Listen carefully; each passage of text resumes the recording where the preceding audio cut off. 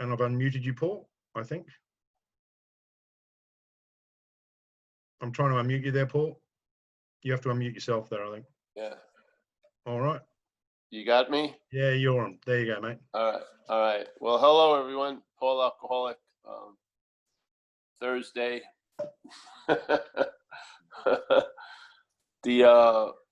Again, for people, if there's anyone who's new here, we're looking at the program from the exact nature of the wrong in our experience, or our whatever download. The exact nature of the wrong is the mental state where the problem resides, is in the act of being identified as a self, pictured as a body, but really with the attributes of being the doer, the thinker, the feeler, the seer, the hearer, the taster, the toucher. And this programming really doesn't allow much investigation or possibility. And you can see the strength of the feeling of being the doer in our own experience in recovery, where we come into recovery and we're introduced to the first step and the first part of it, that we were powerless over alcohol. I would say powerless over alcoholism, really. I mean, I'm not powerless over alcohol. Alcohol isn't trying to pin me on a mat and make me say no mas, you know? No, it's alcoholism. So I'm powerless over alcoholism in a sense, which means I'm going to be led to the first drink or the first drug and have no defense against that. And basically, a lot of people's experiences is that they're drinking and doing drugs against their own will, in a way. They've made tons of vows to themselves and to other people, and yet they don't have any power to complete that vow. So they're in a state of powerlessness over something. I don't think it's the inert liquid called alcohol, but alcoholism. And so we're in this state of powerlessness. And in recovery, hopefully we admit that. Hopefully it's conceded to the innermost self. That's where something can really change. And then we go on our way. Yet, most of us, when we go over the behavior we were doing under the influence, we still feel like a complete ownership of that behavior, even though it was proven we were apt to do almost anything while under the influence. I mean, some of the shit that happened, I didn't come up with. I just ended up there. And yet the story or the narrative of the bondage of self keeps us identified as the doer of all that behavior, which causes us not to be able to find real acceptance for ourselves or forgiveness. Because there's certain things that I was convicted of in my own mental courtroom that I cannot be unconvicted of. Things that affected my mother and stuff like that. And it didn't matter, the highest falutin lawyer wouldn't get me out of those things. So I was living sort of a sentence based on being the doer of, you know, heinous things in a lot of ways, hurting a lot of people and myself included. And that sense of doership is pretty damn rigid. So even when I had the experience that I wasn't setting out on a course of hurting my mother on Tuesday night, but if I started to drink on Tuesday late afternoon, that's what may happen. I would end up there. And I basically felt, in hindsight, even while it was happening, that I was being used for transportation. Something sort of had me and was doing through me what I wouldn't do for myself. Just like it says, when we have a higher power, it's going to do for us what we couldn't do for ourselves. Well, living under the lower power of alcoholism had me doing a lot of shit, was doing a lot of shit through me that I would never have done by myself. So, and I really emphasize this. So this bondage of self isn't loosened up when you stop drinking and using. This is what we recover from. We recover from the bondage of self, basically. And what is that? The axis of the bondage is being identified as this mental image that's constantly being obsessed over and reinforced, that has a very rigid programming where there's not going to be any relief from there, from the behaviors that you exhibited while under the influence. I know a lot of people who are still, their mental state is still harvesting guilt and shame based on what they did while under the influence. And I don't feel like we've carried through as far as we can the idea of powerlessness, that we were powerless over our behavior, basically. And yes, we're accountable and we do the inventory and we make the amends, but I don't believe in a lot of the cases we were truly responsible. We were being used by something. I like to see it as a parasite or a foreign pathogen. Some people call it a demonic intelligence, but something was living through us and provoking behavior through us that we would have never come up with on our own. So this is why I feel, by seeing the exact nature of the wrong as an identification as this programming, then the possibility of being free from it becomes available. Because if you don't see it as other, you'll try to be free as it. And that always ends up in that statement, that dead end statement, but it's a beautiful stop sign. Self can't get out of self, that we've come up with observation through the community. A lot of people arrived at the fact through observation that self can't get out of self. Though Paul believed it could get out of self, Paul didn't know that it was also self trying to get out of self. And what happens when self tries to get out of self? It reinforces the reality of being in self. So our solution to the problem reinforces the problem. This to me is the bondage of self.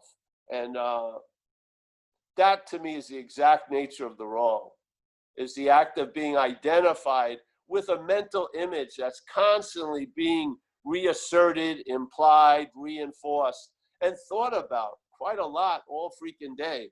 So this is the member I view. I'm a member and I'm giving you the view that I've come up, that has actually been built in me through recovery from the exact nature of the wrong. So I think the problem from the solution, truly. And when you get freedom from the bondage of self, when that experience that they express on page 84 about the problem will not exist for you anymore, for that to truly stabilize, the problem needs to be seen as not existing as you. Yeah, as you. Because if it's existing as you, it may have the experience that the problem does not exist, but the state will constantly be reasserted that you're existing as the problem. So, yeah, there you have it. Okay. All right. Thanks very much, I Paul. don't know what you want to talk about, step 11 or whatever. Yeah, I'd really, for me, I'd really like to kick it up a bit, up to step 11. If anyone has any objections to that, I'd really like to get your thoughts on that, if you wouldn't mind. So, if anyone else has all right. any Well, step 11. The thoughts I have about step 11 is, if you look at the statement, the true point is to improve one's conscious contact with the higher power. The ways they suggested us to do that was prayer and meditation. They are not the only ways. Yeah, some people aren't built to sit on a cushion for an hour, but they love walking in nature or sitting next to a stream or gazing up into the sky. All of those activities are improving one's conscious contact with that power. So the idea, and if you don't think you're a prayer, when you're in AA, you say 2 prayers a day, every meeting. We open it up with a prayer, we end with a prayer, at least in America. So it says we sought, so the seeking to improve one's conscious contact is the intention. We sought through prayer and meditation. But after you're sober a while, you're seeking through a lot of what you're doing to improve that conscious contact. Not through volition, it's just what's happening. Because you're now being pulled by the gravitation of perhaps there's a better way. The infinite is now pulling you towards itself. Yeah, that's the program of recovery.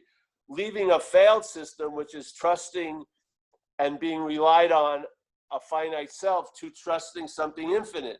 When you move towards that sun, so to speak, the gravitational pull starts to pull you, and then almost everything you do, because how you're doing it, where you're doing it from, is improving one's conscious contact. It's not just two rigid actions of prayer and meditation. So the intention, how I see it, of the 11th step is to improve one's conscious contact. I wouldn't wear the straitjacket of it's got to be only through prayer and meditation, because once again, I know a lot of people who have seemingly a nervous type and they can't sit. And so they cause more suffering and more shame and guilt because they're not a good meditator. Well, there's a lot of ways they're improving their conscious contact throughout the day. Emphasize those ways, yeah? Or those ways. Yeah, I don't like the idea of it just being so rigid, because the intention is to improve one's conscious contact. And you know, recovery improves one conscious contact. It does. I mean, if you're not up the ass of self, you're in a state of improved conscious contact with the higher power. When you're of service, you're an improved conscious contact. When you've lost interest in yourself, you're in an improved conscious contact with the power. There's thousands of effects of the program that are the demonstration of an improved conscious contact. So, yeah, that's how I see it. So, thank you very much, Paul. That's great. And now's an opportunity to for everyone to get your hands up and ask Paul, get some insights on step 11. See, we've already got somebody there. I'll get back to you, Glasgow, but just with regards to step 11, Paul, and I know we've had that discussion. Can you just give me a little bit, for some people who might not have been there, I've heard the term non-duality bandied about. Can you give me some insight into that, what that actually means? I know that there's a lot of different takes on that, but can you give me an idea about what that is, and maybe on how you became involved in that process, in that? Yeah, all right. Well, it's not a process. So, yeah. And Okay. what allowed me to get involved in that process is a sober life that's been given to me through the program of recovery, Alcoholics Anonymous. Yes? That's what allowed me to entertain other possibilities. That's one of the great gifts of recovery. It allows you to entertain a lot more possibilities, man, because we are really handcuffed while bonded to self. We are severely diminished, and our possibilities become very, very small, and usually based on survival. But all right, so non-duality, this way we're living here, you know, like in England and in America and Japan and India, this whole event and interpretation of what life is, some philosophies, some methodologies have defined it as a dualistic or duality. Yeah. So the basic duality would be subject-object. So non-duality is a negation of the reality of duality. Yeah. So we're taking a world that's appearing in through the lens of duality as being real. Non-duality is a negation of that. It's just saying not to. So the subject-objectness is sort of the dilemma we face as alcoholics, because we're thought about all day as an object, yet we feel like we're the subject all day. So I'm doing a lot of shit, yeah? And yet when I feel as if I'm the doer, I'm pictured as an object, Paul, this thing, yeah? So there's a subject-objectness that's going on all day. What non-duality is negating as a fact is that. So basically, how I would see it is, if you follow recovery, you start getting a sense that self seems to be the culprit. Yeah, it's mentioned so many times. So, we've been defeated by self-centeredness, selfishness, extreme versions of selfishness, so and so. This is what's killing us, and we have to be free from it, but we can't seem to do it on our own power, nor any other human power. So God is going to be quite useful in this situation. So the idea of self is a representative of the basis of duality. So I think I'm Paul, so I believe I'm a subject, and yet David sees me as an object. Yeah. So when David talks about Paul, it talks about Paul as an object. When Paul talks about Paul, he talks about Paul as a subject. Yes. So this is the dilemma. Non-duality is just recognizing there is no self. And it's quite helpful in the framing of recovery, because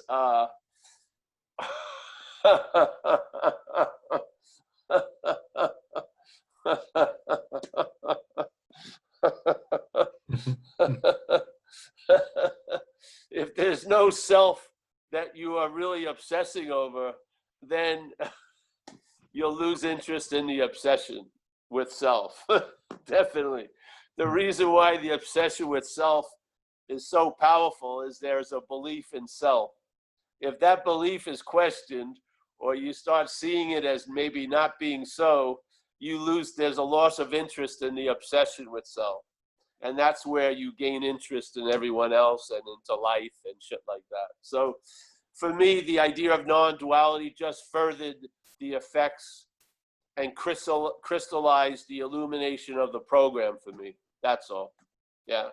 Which is quite a lot, but it allowed it allowed more light on all the subjects, let's put it that way. And so, yeah. So if you're interested in it, we have these talks on Wednesdays and Saturdays.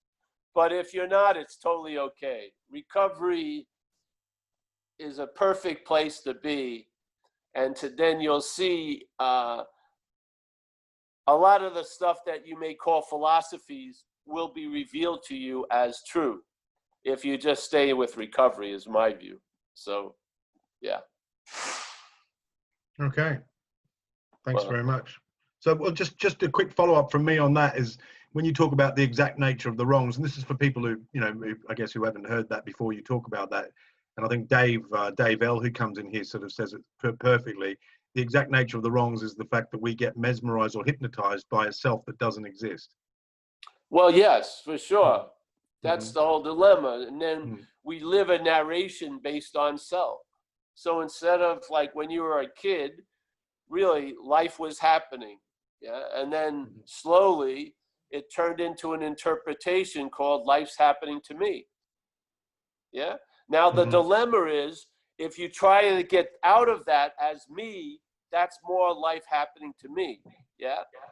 The thing recovery gives us is the beauty of recognizing that maybe we've objectified self as the culprit in recovery, but we haven't seen its subjective disguise right now as Paul.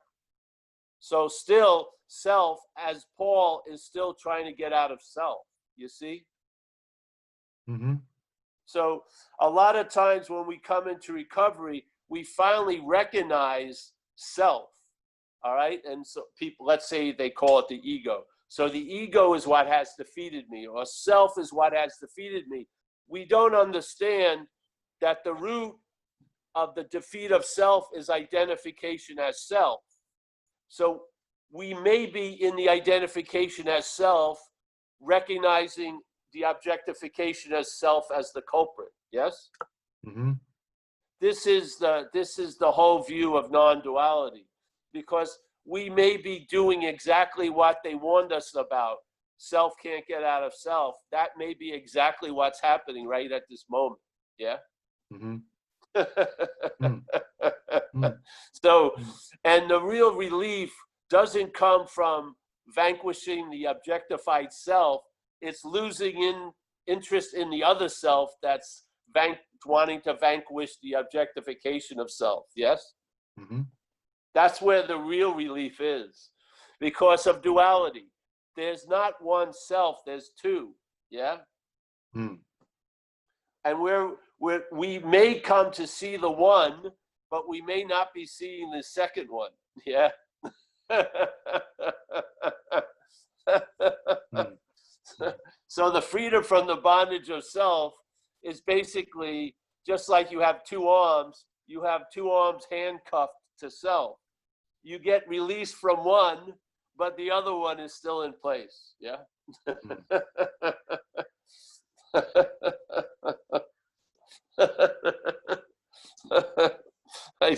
I can't say it any other way. No, yeah.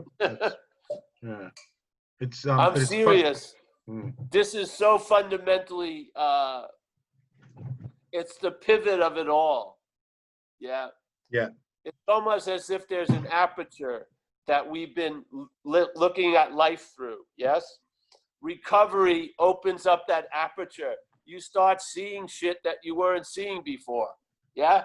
And then you recognize, wow, you recognize that, hey, you know, I'm really pissed off this happened, but then now I've looked at it and I realized I made a decision based on self that put me in that position to be hurt. Wow, I had never seen that before. I was just blaming that person for fucking with me, but what brought me to the position to be fucked by that person? I never even noticed that. Yeah. So now the aperture opens up and you suddenly see what you used to look from. And then it's called self in recovery. Yeah. So now we do inventories, how self has defeated us and shit and all that stuff. But what non-duality is negating, it's negating both aspects of self. So now the one aspect of self has been caught as the thief, yes? Mm-hmm. But there's another aspect of self playing the policeman. Yeah? They're both, so, all right, so now you want to incarcerate the thief, but you're incarcerating the thief being watched over by the policeman, which is also the thief, yes? Mm-hmm. This is the dilemma. So non-duality negates both of those. A lot of times in recovery, what gets negated is the first one, yeah? Yeah. The second one goes unnoticed and affects the effects of the solution on us. That's what it does. It limits the possibilities and the effects of the solution on us, because the problem is still residing now that we're in the solution. Yeah. Mm-hmm. And a lot of people don't notice it until they do. And when they do, wow, yeah, that's a very important moment, because now they've recognized that the gang isn't just a gang of thieves, it's the thieves and the police. Yeah. Yeah. Good yeah. fellas. Yeah. Yeah. And so there's a recognition now the problem doesn't exist as you. Yeah. Oh, it's awesome. And then you're placed in a position of neutrality. You're not in one self or the other self. You're free from the self. Yes? So here you are. You were in the position of the thief, and now you're in the position of the policeman. Neither of them are neutrality. Neutrality is the spiritual state. Yes? So now you're in a position of neutrality, provoked by or produced with no thought or effort on your part. Yeah, there's no self-claiming the effect. That's the freedom from the bondage of self. So now the problem doesn't exist for you anymore, because it's not existing as you, either aspect. Yes, you've seen it. Yeah, you've seen both. That's the key. So non-duality helped me see the second self, so to speak. And of course, there's not a second self. It's a reflection. Yeah? You're looking in duality, there's a reflection. There's two mirrors. So there, in one reflection, it's now seen as the thief. In the other reflection, it's taking itself to be the policeman, or called Paul, right? Now, Paul continues to try to get out of self, not knowing that it's self. Yeah? That's the bondage of self. Fabulous. So non-duality recovery opened up a huge aperture, and I saw a lot of quote unquote my behaviors as not my behaviors, that I was infected with a parasite called alcoholism. Non-duality opened up the next aperture, and I saw, like they describe in near like 66 or something, where it says, you know, the person driven by self-will can appear to be virtuous and kind and shit like that. Exactly. Yeah, exactly. Now you've recognized that is also not me. That's where the freedom of the bondage of self lies. Yeah.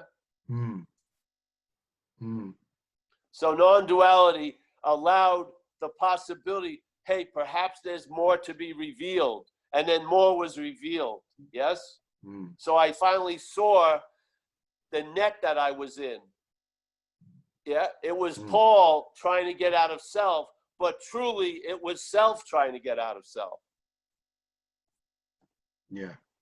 Which is a statement in our community. Hey, self cannot get out of self. So fucking, you know, that will explain why Paul never was successful transcending Paul, because it was self trying to get out of self. Yeah. Paul doesn't need to try to get out of self. Paul's not in self. You see?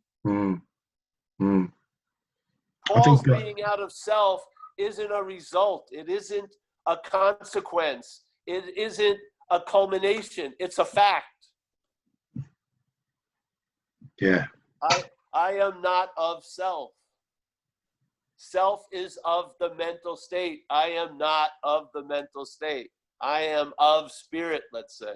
Yeah? Yeah. I think one of the best analogies that I've heard over these last 4 or 5 months that we've been doing these sessions is your snakeskin analogy. And I certainly love that, because that was quite a big, that was a real kind of opening for me there when I saw that, you know, saw it for what it was. It was amazing. Can you just give us a little bit more on that, you know?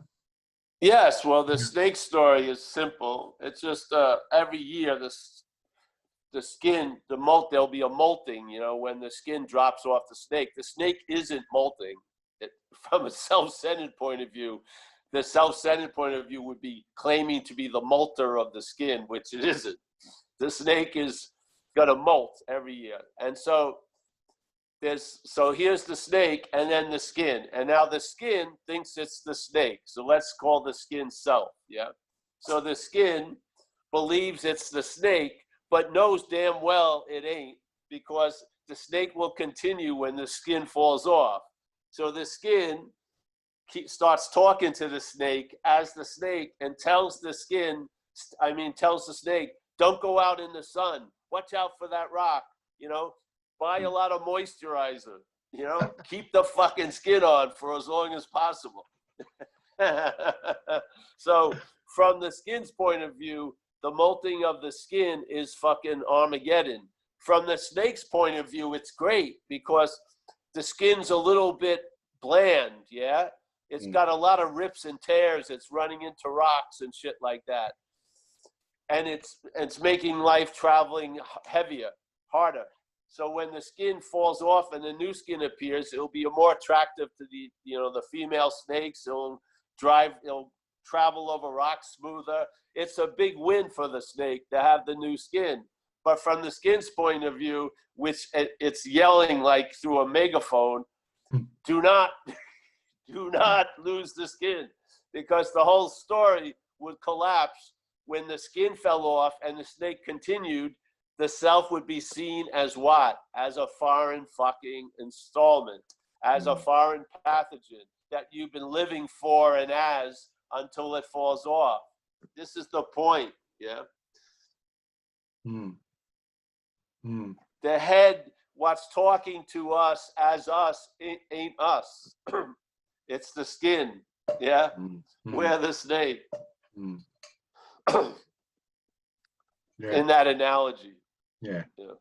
That was a big one for me. I love that analogy. It's sort of very simplistic, but certainly put things in the right perspective, I think, you know. Well, yeah, because obviously something is trying to protect its own agenda. It's convinced us its agenda is our agenda, yet living our agenda becomes suffocating. Yeah. For some fucking reason, because it's not our agenda. It's been an adopted agenda that's really forced upon us. Yeah, it's incredible. But the key is the identification, because if you take yourself to be something, you can't entertain being free from it. You can't. You entertain being free as it, and that's how it bonds you to itself. Yeah. Even freedom is used to bind you to self. It's insane. So, yeah. Oh, fantastic. So thanks for kicking that off for us. I've got a couple of hands up there. First one is Jackie. Jackie M, do you want to come in? I've unmuted you. Hello, can you hear me? Yeah. Oh, okay. Thank you again. I don't know what I did. They called me the old girl because this technology business I can't see anybody anymore. But anyway, I think that Paul just answered the question, but like he said initially, I guess the more I keep coming and listening, the more of an understanding I would get. The original question I was saying was, if I'm not the self, then I'm not responsible for feeling guilty about anything that I did. But then as he kept talking, it seemed like I was trying to get a better understanding, but I'm still a little perplexed as to what is my agenda. Well, you'll find that out, honey. The perplexing is good. I mean, if you're switching carriers, like internet carrier, there may be some perplexing. Yeah. You're in good hands, Jackie. You're gonna just trust the process. This isn't my process. It's not just trust the process. Yeah. These ideas will percolate and they'll lead you, and you'll see things differently, and hopefully they can be categorized as a traveling lighter. And the appropriate response to traveling lighter is gratitude and honoring. Yeah. Something is doing for us what we couldn't do for ourselves. Yes. Don't worry about the understanding. The understanding will come through you. It's not going to come to you. Yeah. It's going to come through you. So I'm serious. A faith in something bigger than myself, and just take baby steps, step by step, and eventually I'll get it. Or will I ever get it? Is it a constant getting it? Well, the funny thing is, you are it, honey. So, but you'll recognize getting it quite a lot. Yeah, but you are it. You're the source of what you're looking for. Really. I love when you say that. I am. Thanks for reminding me again. I am it. Yeah. Period. Yes. I mean, could you imagine if you had a sense of the higher power of recovery as being always available at all times, no matter where you are, no matter what condition you think you're in, with no requirement necessary to meet it? That's a pretty good description. That's definitely traveling light. I'm Yes. feeling it. It's like a natural high, okay? Right.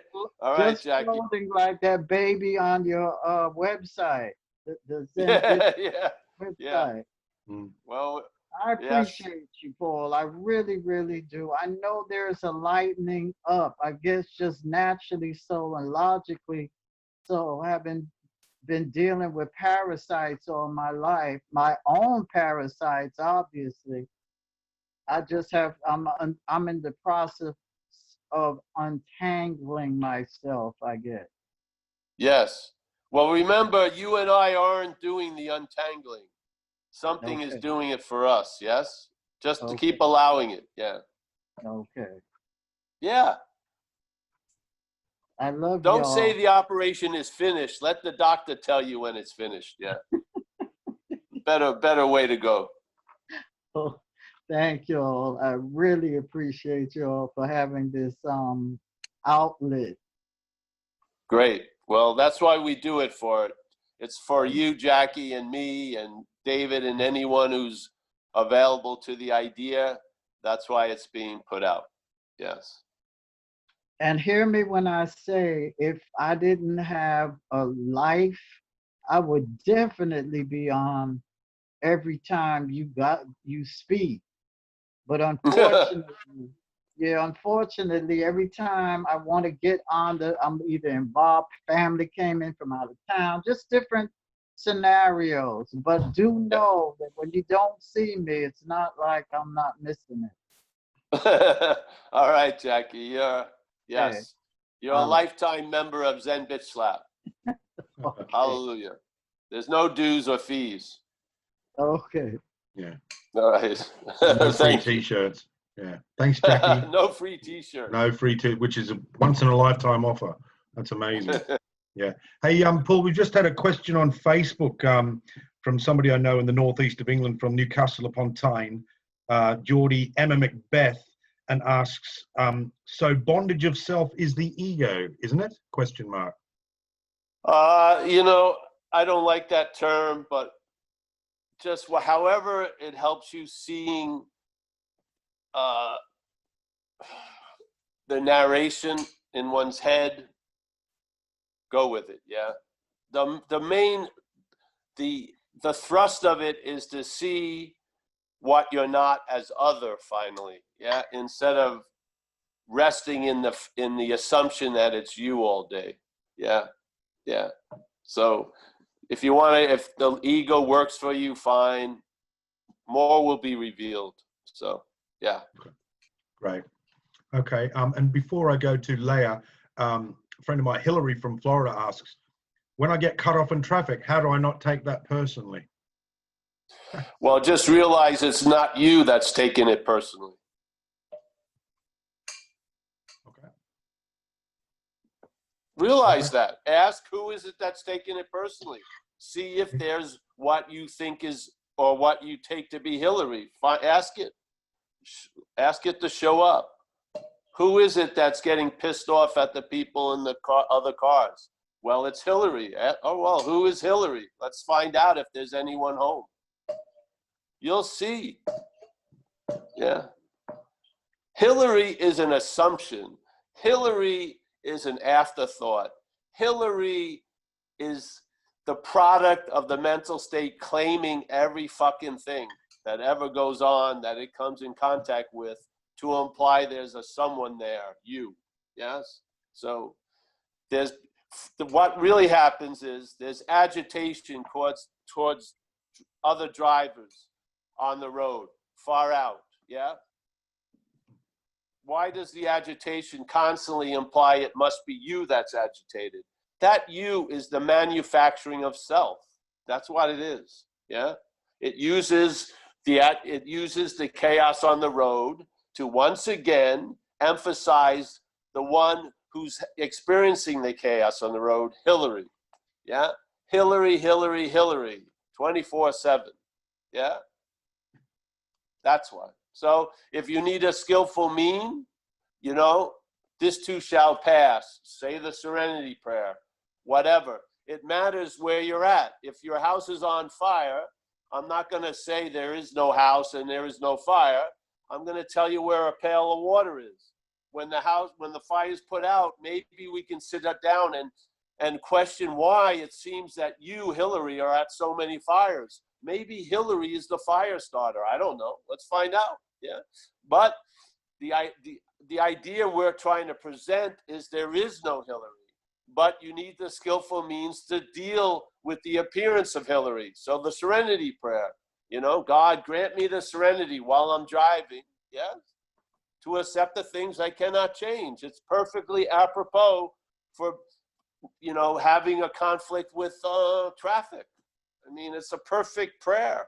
So there you go. And hopefully through that prayer, you'll improve that conscious contact, not with Hillary, but with the higher power. And you'll lessen the fucking contact with the mental idea of being Hillary. There's the beauty of it. So it's exactly what we're talking about today. That's how prayer can improve one's conscious contact. It'll take the attention away from Hillary and put it on what? Yeah. Mm-hmm. God or whatever. Yeah. Okay. Okay. All right. Thanks, Hillary. Good to see you. Now, hand up is for Leah. Leah, you there, Leah? Hi, Paul. Thanks so much for taking the meeting again. I'm Leah, very grateful alcoholic. I'm enjoying the progression right now of the recovery program I'm working, and just finished working the steps today with a sponsor and feeling Great. better. But it occurred to me that I don't think this is, it occurred to me that part of how I'm processing your message is and I'm not saying that this is your intention, this is how I'm interpreting it. There's some reparenting going on here, and there's a certain indoctrination or brainwashing we undergo as children. All children sort of go through this, and then for people like us, we get to host the parasite. And so then, that further complicates our, issue of self and issue of ego and so forth. And I'm just wondering, the phrase that comes to mind is, as an anecdote for that is, I'm a child of God. I'm a child of God. So if I were to sort of refocus my attitude, my efforts on going back to that childlike perception of the world, where something happens, you don't take shit personally. Life just goes in one ear and out the other. If there's a way to do that, adopt that mindset and still pay bills, still drive cars, still have bosses, still deal with bullshit. And then meanwhile, also knowing, we're of God. Is that sort of does that make sense? Is that the right train of thought or, frame of mind I could have right now? Well, if it works for you, then it's the right thing at this time. To me, the idea of the program is a reliance on a higher power program. Yeah. So basically, I admit my inability to be like a child, and then I experience that I become childlike. Yeah. But I start the premise, not that I'm going to try to become a child. I admit that I haven't been able to pull that off. And in that admittance, something else does for me what I can't do for myself. So the whole basis of how I see things is based on what I can't do for myself. And I just keep expanding that category. And then, so I feel more directed than directing, more driven than driving, stuff like that. So that's the spirit for me of the program. It doesn't really, at a certain time, the dilemma of the condition I was in was a great call to arms. And I did the working steps, and I did a lot of that stuff that we needed to do to change the habits that had tattooed my life in a certain way. But that's been done. I'm sort of not in that phase of recovery, and recovery has phases. So I'm in the more chilled out phase, so to speak. Yeah. And so I don't really do much to change myself. Yeah. I just see something and then there's changes. Yeah. So in other words, I don't set out on a course. All right, I'm going to change. That's not how it goes. I just sort of start out at acceptance and then things change. Yeah. Seriously. Yeah. Yeah. And I'm sure there's a lot of other stuff hasn't been accepted, but if it comes up, it will be greeted with acceptance. And if it doesn't, it wasn't necessary. That's how I view it. Yeah. Yeah. Today. So, but everyone finds themselves wherever they find themselves. That's why there's no rote answers, or there's the principles of AA are set, the steps are set, but how the effects are going to occur or be expressed, they are fucking all over the map. You know, there's tons of ways it can be expressed, the effects of it, and how and be worn and carried. Yeah. And this is the beauty of it. So you know, but I'm a real believer that AA isn't a self-help program. It's a reliance on a higher power program. Yeah, because to me, the root of the problem was reliance on self.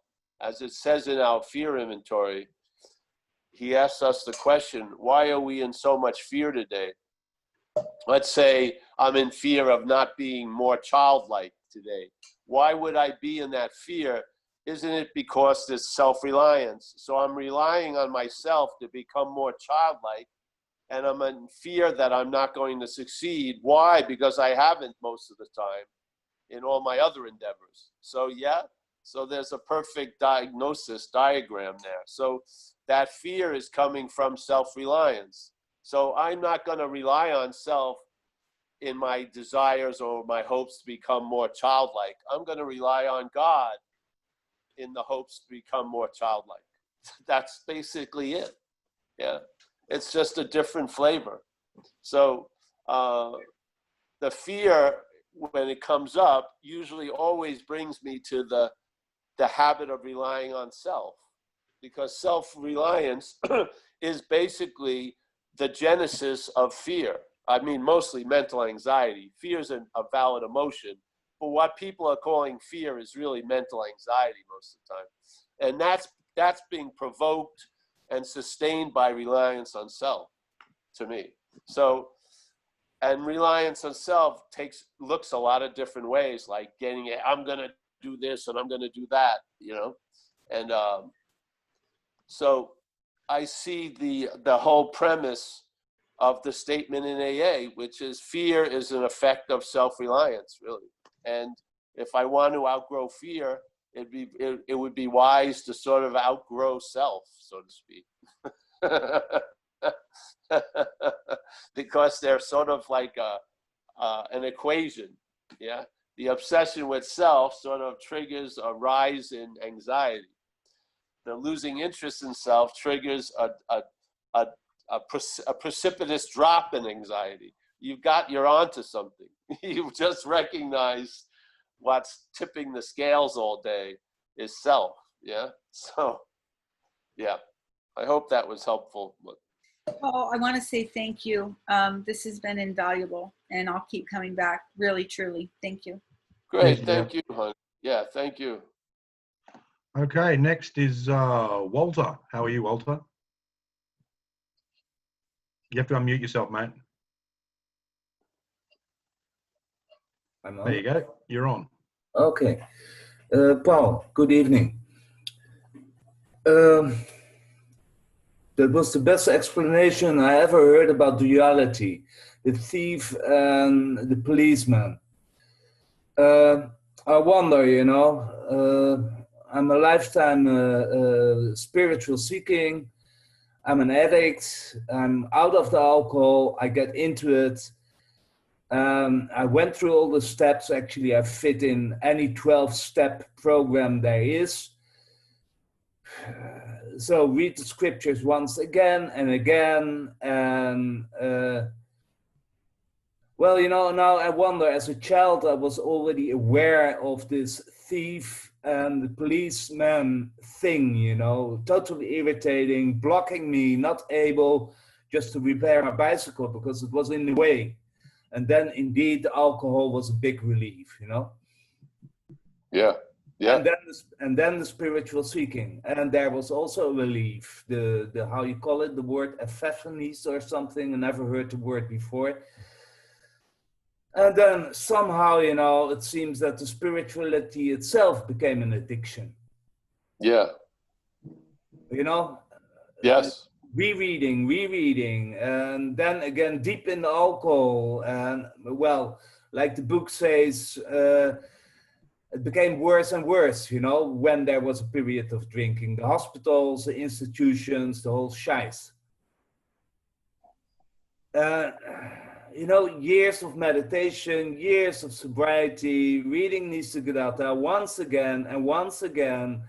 And okay, that makes sense. And I don't seem to get out of it. And I'm scared like shit, you know, to get into the alcohol once again. Yeah. Yes. Well, you know, what happens, you know, thank you for your share. This is a perfect, you're not unusual in this endeavor, right? No. Yeah, and I've seen, you know, just like they explained, I thought it was me. I've observed it in the AA, you know, people with 20 years sobriety and then going into suicide, etc., etc. The whole dramas I've seen, and I've seen the misery there, you know. That's to a former sponsor. I saw him years later, still full of viciousness, you know, that I almost told him, yeah, for God's sake, you know, take a drink or something like that, you know, what's the use of this? You know, so, and Yes. I don't want to be cynical about it, because I also did see a lot of things in the big book. Like you say, it must have been a download, you know, I could recognize the things. Yes. Well, you know, the thing is the self can't get out of self. Exactly. Is a dilemma in all the methodologies of trying to get out of self. Yeah. They all, recovery, spirituality, they all demonstrate the underlying dis-ease, which is self trying to get out of self. Yeah, this is the dilemma, because the recognition usually doesn't come, well, when it comes, it seems to go. So the thief and the policeman keep changing roles. But the point is, intellectually knowing it doesn't help in a way. It helps in a way, but it's not the platform you want to rest on. The platform you want to rest on is a real sense of catching both of them, the police and the thief, and truly being convinced, not in your head, but somewhere, let's say in that unsuspecting inner resource or your innermost, but being convinced of non-duality, basically. You just finally see it to a convincing point where the card table shifts, yeah? And so, and at that point, usually that isn't precipitated by more reading, more this and more that. It's precipitated by stopping, yeah? Stopping. And then seeing, because it's difficult to recognize everything when everything's moving, you know? Something has to stop, which, let's say it's us, and then you see it, which you may have many, many times, but this one time, it's like the camel that, the straw that breaks the camel's back, or a critical mass has built up where the percentage of interest and attention shifts over to that. Yeah. And now that's when conditions stabilize. Yeah. So if I was going to give you any kind of prescription, it definitely, as you already shared, no more reading for now and shit like that, and just sit with it, sit with the two-ness, and all that has been said by Nisargadatta and stuff like that has not been lost. Many others. It has not been lost. None of that's been lost. So just, you don't have to keep on procuring. Just stop if you can and get busy, maybe doing some service, getting out of oneself, and you'll come back and there it will be. But I would really stress a service situation now, maybe. The problem is most of the meetings are closed in Amsterdam. Yeah, yeah.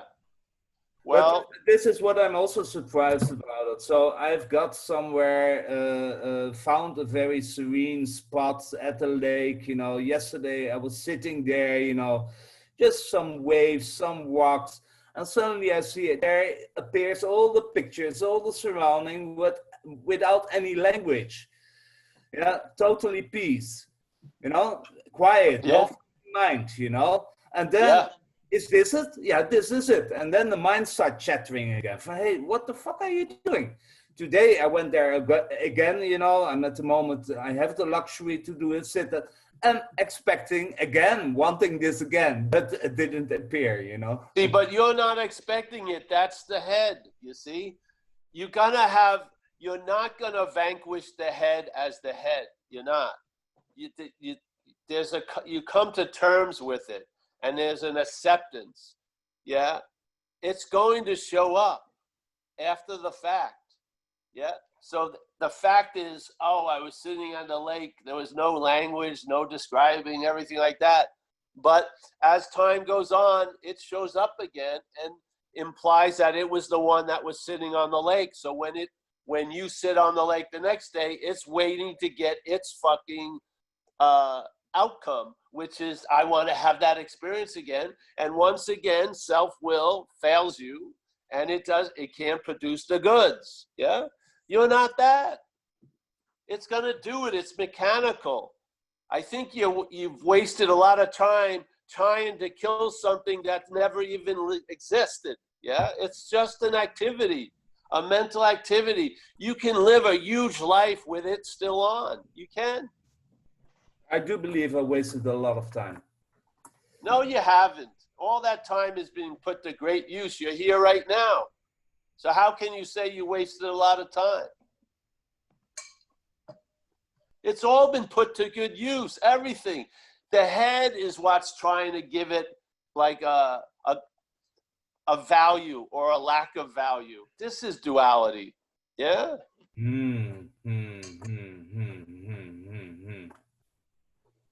So the same head one moment says, hey, great insights and so on, that you understand that you know the literature, that you know that you understand the psychology, the whole shice.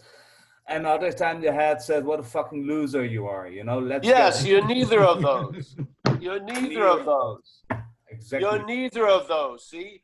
And so the desire to be one creates an antagonism about the other, and then you're stuck because you're not going to cut a coin and make it only one-sided. It's not going to happen. So basically, you lose interest in, narrating about how great it was at the lake, yeah? And then there's a loss of interest in the voice that tells you you really blew it the next day at the lake because you really weren't interested in that you had a great vision the day before. You're not, yeah? Things are just happening. You just keep on keeping on, yeah? Nothing that happens stops me at all. It just happens, you know? High points, low points, this and that. Yeah? I mean, see, You know, it's just like, all right, you're either living for one self or the other self. You can't hold the space for both. And that's where the peace is the space for both of those appearances to come and go. Yeah. That's what peace is. You're not going to stabilize one and put the other one out. It doesn't work that way. So, yeah. And who would do that anyway? Yeah. All right. Yeah. Yeah, bro. Keep coming back. Okay. All right. Thanks, Walter. Thanks very much. And just to say to you, Walter, there's plenty of opportunities for service on Zoom. If you want to hang around after, we've got 3 meetings that we run. This team here won three daily meetings. So if you want to get involved, mate, there's plenty of service for you. So there absolutely, you go. Not just bricks and mortar stuff. You don't have to make the teas and coffees, but there's certainly a lot of roles on Zoom that you can fulfill if you wish. So hang about, mate. Yeah, great. Yeah. Jack, gee, mate, I'm gonna have to wait till next week for you because I think we're almost out of time. So I'm gonna make Kristen the last one for today, if that's okay. Jack, can you hold on that for till next Tuesday, mate? But over that, Kristen, you've got the last question. Over to you. Okay, thank you. Thank you, Paul, again, and Dave, thank you for hosting these meetings and other guys that are involved. And I know you just kind of spoke about this, Paul, but I'm hearing that a lot of people are here. So as far as the thief and the policeman, and I know I asked you about a month ago, I'm not necessarily even sure I can couch the question properly, but so in the analogy of the thief and the policeman, you talked about catching them both at the same time. Can you? Yes. So in the analogy of the snake, what's the thief in that and what's the policeman? The analogy in the snake isn't apropos for the thief and okay. Yeah, it isn't apropos for that. That's for another. Okay, that's great. another pointing. Yeah. Great. So then. See, the thing is, honey, when you see the thief and the policeman clearly once, then when you see the thief, you see the other again. Yeah? Yeah, so what's another word, like, is the policeman the judger of the thief, but it's the same thing? Yes, it can take that role. Yes, it's the same. This is subject-object, yes? Okay. This is what non-duality is negating. The subject-objectness is the movement of selfing. So selfing, yeah, present itself as a subject, finally gets caught as the object, yeah? He switches role, so now the subject, the thief, one caught is now the object, so now the thief as the object transforms itself into the policeman as the subject, yeah? Okay. Yeah? So after a while, when you see one, there's no need to look for the other. It's recognizable. Yeah? Like when I see a dime, I see the heads. There's a very clear assumption there's a tail on the other side. Yeah? Yeah. Okay. Yeah? Because this is what's happened. You have the understanding. You've seen it now. And the seeing, now you don't have to go through the process of the thief and then having, the thief questioned and beat up and interrogated and whatever and tried to vanquish. And then suddenly recognizing the policeman role. As soon as you see the thief, you see the opposite also. Got it. And you're neither of them. That's the good news. That's really the good news. Yeah. Okay. Thank you. Yeah. Oh, yeah. Yeah. That's it. It's that seeing, like right now, that's it. That's really it. Yeah. Is the relying on seeing is really relying on the higher power, because higher power and seeing are the same. That awareness is what we're relying on. Yeah. Right. Yeah. we're not relying on it, whatever. Yeah. All right. Hey, that's great. Wow, wonderful.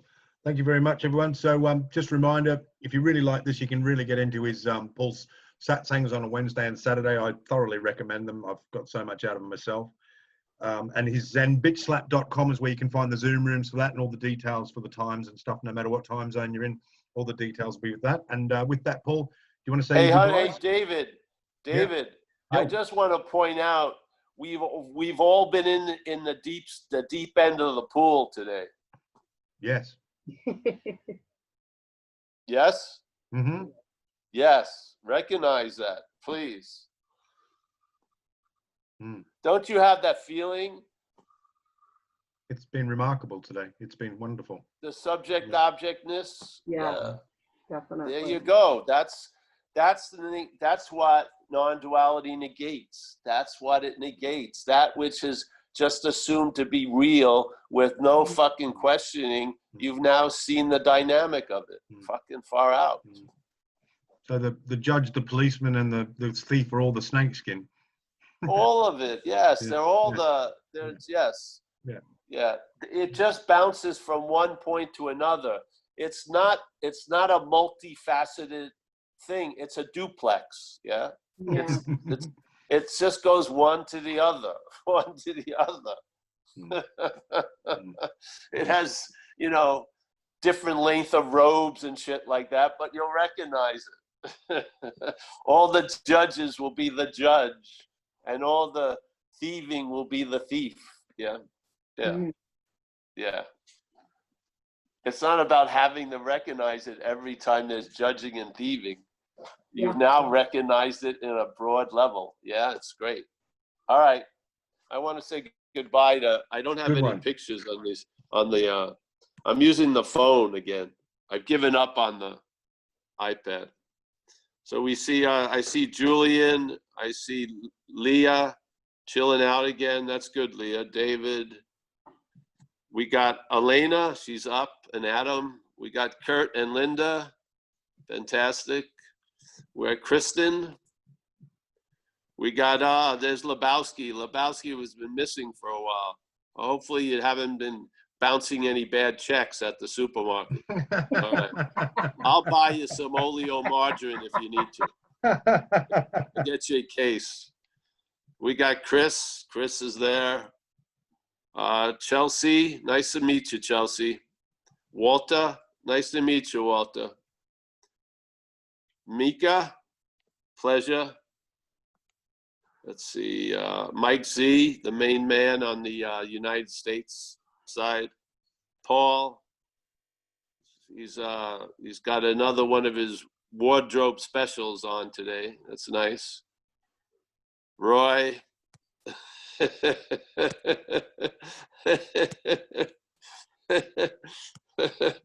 That's too much today. I've blown up. I've hit critical mass. I could be arrested this afternoon, the way I'm feeling. All right, so we got someone from California. I can't make the name. Lynn, nice to see you, Lynn. Johans, Jack G. Yeah, Jack G is out in the wilderness. Yeah.